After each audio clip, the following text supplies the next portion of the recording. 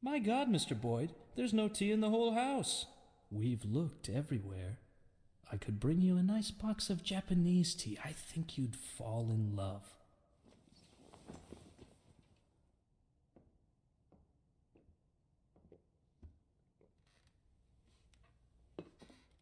Let's get this over with. The people on the street are freezing by now.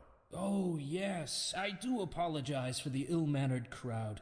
A man in my position deals with a lot of unpleasantness. Mr. Boyd, don't you wonder why Mayor Rogers so easily gave you your job back? I promised the doctors I'd think less. Funny. The people of this city are in the opposite situation. They've begun to use their heads for the first time in many years. They've learned to argue, but of course they can't agree on anything. Does Freeburg need change? Should the old guard give way to a new generation of politicians? Would I make a good mayor? Was Stuart Rogers a bad mayor? All these arguments reek of naivete, but let's be charitable. Many of them are allowing themselves to doubt for the first time. What's important is this. In times when the people cannot reach an accord, what they need is something to unite them. And one of those things is their undying love for their chief of police.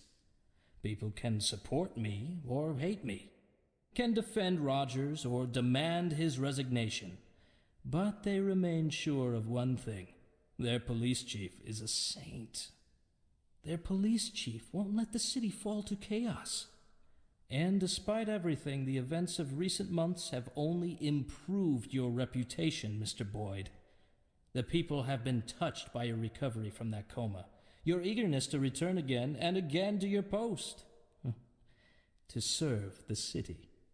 And of course, Stuart Rogers, whose position is seriously shaken, wishes to take advantage of you.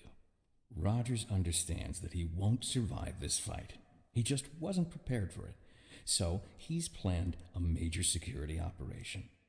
He intends to storm Eugene's house, burn everything to the ground so the pillar of smoke can be seen from anywhere in the city. He wants you to personally lead the assault. He'll tell the reporters that Eugene Chaffee was behind a series of terrorist attacks across the city. When he offered armed resistance during his arrest, Eugene was shot and killed. What are you going to do about it? What should I do? Respond in kind, of course. What, you're going to storm City Hall? Don't have the stomach for it, Mr. Boyd. You do understand what my gratitude would mean. Enough money to last you the rest of your life. My job. I want to keep my job. Not 1 year, not 5 years, but until I decide it's time to leave. I told you, Eugene, he's no longer interested in money. Oh, I'll take the money, too.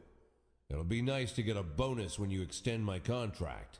You ask for too much, Mr. Boyd. Oh, really? I'll visit you in a few days, Mr. Boyd. Gather your strength. You forgot them in my car the last time we met. Thanks, but I gave them up. Might add a few years to my life.